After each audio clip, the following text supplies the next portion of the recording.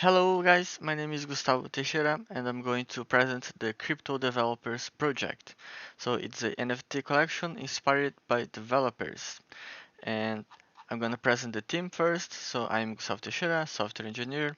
This is Renan Brits, also software engineer, more focused on the front end. And our artist, which made the NFTs, is Marcelo Cardoso, a pixel artist. So here's a brief description of the project and an example of an NFT. So it's a developer which has some many traits. A beverage, for example, on the table. It can be coffee. Here's a bottle of soda, I think, and there can be coffee, tea, a Red Bull, for example, and other traits. Also has a painting which represents a language. So this, for example, is Ruby. It can have like Java, JavaScript, Solidity, and the others. Also the background where the developer is. This, for example, is the dark room, but there can be some others. Actually, I'm going to show other examples. So we also have a minting NFT page, which I can mint NFTs, of course. And here's a couple examples. I currently own 25. We have a many different traits. The hair accessory, for example, face accessory too. Here's an example of the coffee. I love coffee.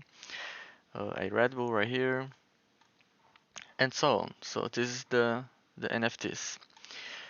Okay, now I'm gonna present a little bit of I'm gonna show a little bit of the code. So we have three big parts, which is the contract, front end, and the images, which also contemplates the image generation because it's auto-generative art. Not auto-generative, but combinatory, right? We make combinations with some assets. So I'm gonna start with the contract. So crypto developers contract. And we are using, of course, OpenZeppelin to facilitate our lives a little bit. And there's nothing much complicated here, so it's a basic constructor. We have a flip sale state to allow people to buy it or not. The sale have to be active in order to mint NFTs. Also have our minting function, which makes a couple of pre-checks before enabling it to be minted, like verifying if the sale is active, the quantity, if the total supply haven't been reached, the maximum supply, and also the price, the value that was sent if it is according to the price. And then a very small loop to mint the NFTs. Also a function to set the base URI, very simple. Another one to retrieve the token URI. So for the token URI, we are using Vercel. We deployed our app in Vercel. So I can go to cryptodevelopers.vercel.app/API/1, for example. It will retrieve the metadata for the first NFT, which has a link to the image that is on IPFS, and we are using it to we are using Pinata to access it. So if I click on, it's very zoomed. So this is the image, and a brief description that I haven't even completed yet, and the traits. Okay, so it also has a function to retrieve the tokens of the owner. So if I pass here an address, like my address, for example, that was on the meeting page, it would be possible to see the IDs of the tokens that I own. Okay. Also a function of withdraw to facilitate the withdrawing of the value that is in the contract for all of the owners, like for example me, Renan, Marcelo, and the ETB project, I suppose. Also, it has a function to give away for free a NFT. Of course, that have to pay the gas, but we can like give away a couple NFTs to someone. It's okay. So that's it about the contract. I also wrote some tests for the contract. So for the deployment, if you the basic characteristics like the base URL, name, and symbol matches. Some basic functionalities like flipping the sale state, that should not be able to meet more than 25 developers, which we can change, of course. We can modify it on the contract. Also for the minting part, I wrote many tests for the minting. So here's just minting one developer and checking if the total supply has increased, the balance of the minter, that the minter account should have one token with the first ID, and so on. And here for more than one NFTs, so 9 NFTs. Also some other functionalities like the the function to give away. So I specified the look account here and I tested the giveaway function. Okay, so that's it about the tests. Uh, so I use Truffle, I already said that. Alright, so the front end part. Well, I'm not very good at front end, so I asked my friend Renan to help me a little bit more about the styling and CSS, which I really don't like. I'm more of a backend guy. But let me see. Oh, here, index. So it is the basic structure. We also were going to put a roadmap, but we hadn't enough time to make a roadmap. But that's basically it. We have also a page to mint the NFTs. So this is a little bit big code, but we have many states here. So when the person access the page, we try to sign in the person with the MetaMask. If the person doesn't have, it's gonna pop up a alert so that it has no Ethereum interface injected into the browser. But if it has, then we are testing a couple things like the network. This, of course, when the contract will be deployed, we will change it, so it's not gonna be Hopstein. It's gonna be like mainnet, something like that. And then after, if the network is okay, we just load the blockchain data, which is basically going to set all these states here. There is a couple console logs here to debug, but I'll probably remove them. So I'm gonna set the contract, the sales status, the total supply, the wallet address, the developer price. And here I'm checking if the person that has just logged in has tokens. So if it has, then it's gonna set the tokens in an array. That's later gonna be used to show the his tokens. And we have a variable to set sign in, like he signed it in, here's the set tokens URLs function that's gonna fetch the images. So we're gonna use the API for that. Here's the minting function. It's very simple too. We just calculate the price based on the quantity that the person entered. Then we just call the contract to mint, estimate the gas, and mint a quantity. Oh, sorry. Here's just to estimate the gas with the gas amount. And then here we mint. We sent the price, the gas, and from the wallet that is signed in. And then on transaction hash, we just log.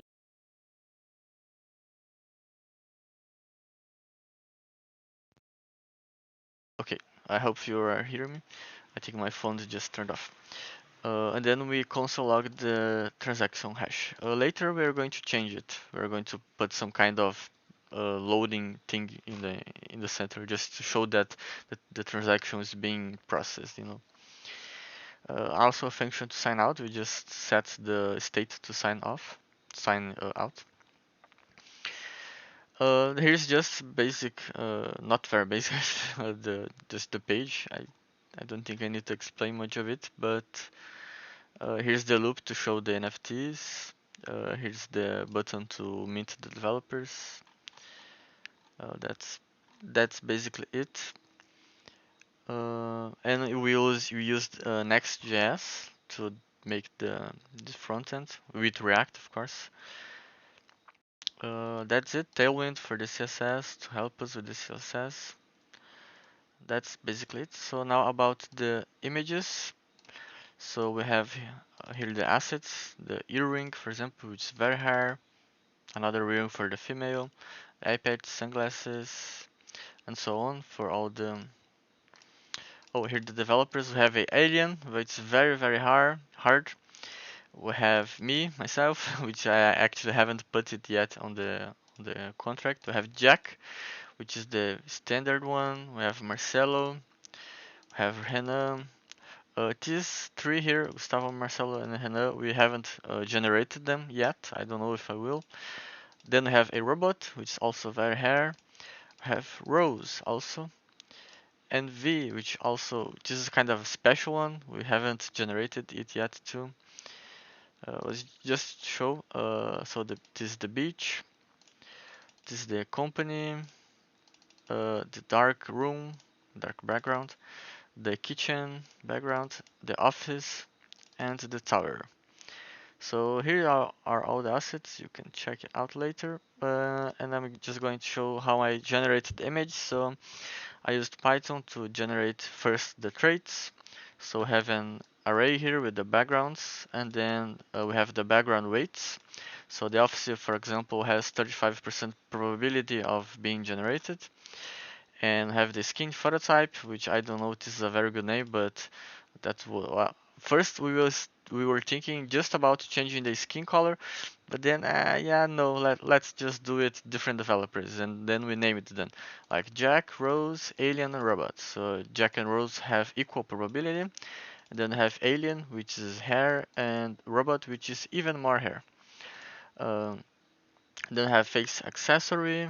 I have many here, including none, like just not any face accessory.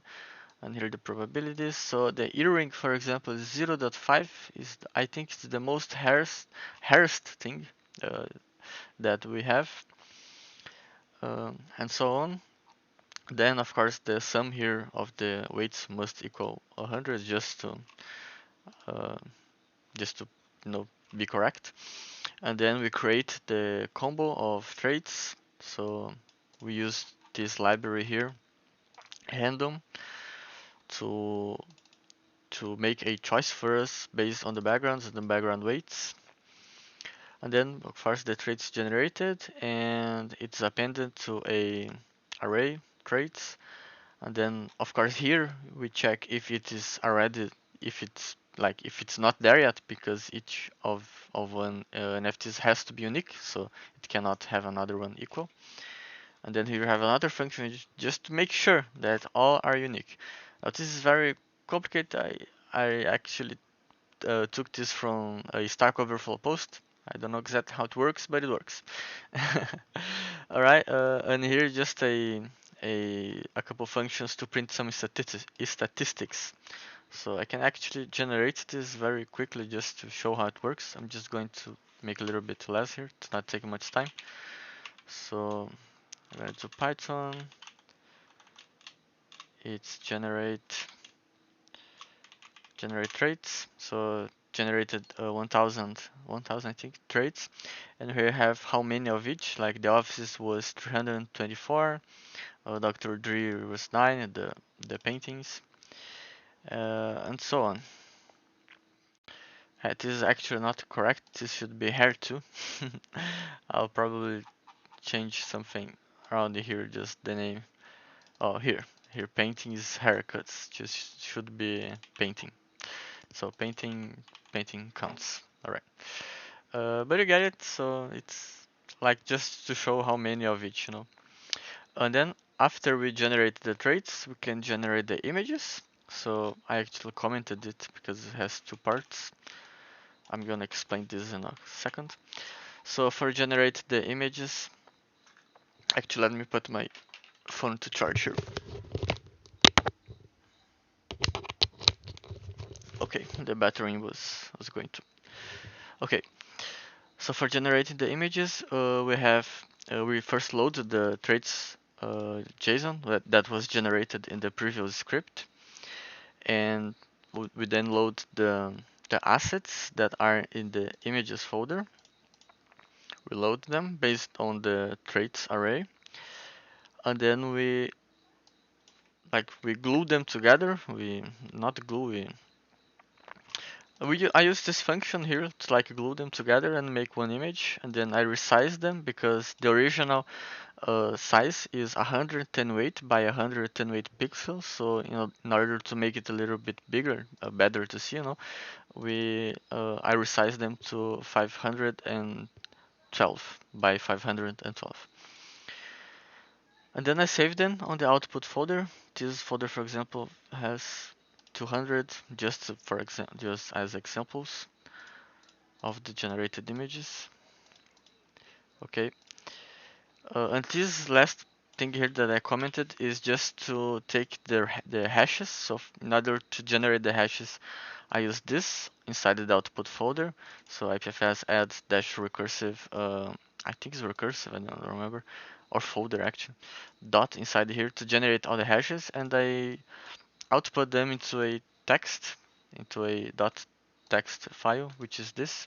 So that comment is going to generate this big uh, file, and this one actually is the one that generated 10,000 images. In order to make this better, like I used this thing here that I'm not going to do an hour, but it's just a regex that selects the first, selects all that output and then just transform it to a JSON array. So just to make it more readable, it's gonna be something like this then. A JSON array with the number and the NFT, so 10,000 of it. And then that's actually what I do here. I load those hashes.json and I just put them inside the previous array that is traits.json to point the hash of it, which I don't know where it is right now, but it is somewhere. I don't know. Okay, so that's basically it about the. Actually, it should be this. Oh, I just regenerated it, so yes. But it was going to have another field here. I just overwritten it. Actually, can git reset hard here. So it's gonna put this thing inside image IPFS with the IPFS. That is going to be used with the API, which I actually didn't show, right? I didn't show the page of the API. So API here. So this is the API. It's very, very simple. So we have that same array, traits.json, which is here. And then oops, here. And then we make a function that receives a request, which has a query param, which is the ID. And we just check the total supply, which with maximum is 10k. So if someone sends like 10k and one, it can't. Just maximum is 10k. Then we generate the metadata based on the OpenSea I used. Okay, and that's basically it. Here I concatenate the Pinata cloud.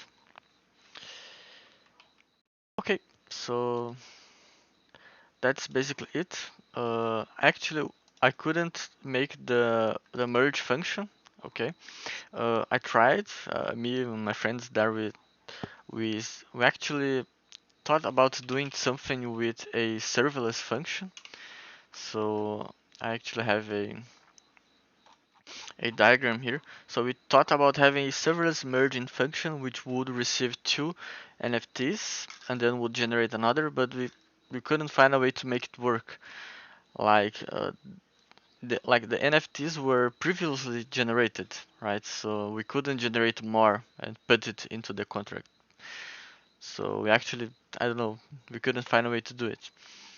Again, our experience is not very big on the blockchain things. I actually just started learning blockchain and NFTs like 1 month ago or 2 months ago, I think, something like that. So we have a lot to learn yet. Yeah, actually, let me check here. Yeah, so we just couldn't do this part here. Okay, so well, that's basically it. So I just would like to thank Julian for the opportunity in participating in this hackathon. this project. It was very, very cool. And I hope I participate on the others too. That's right. So thank you very much for the opportunity. And that's it. Bye bye.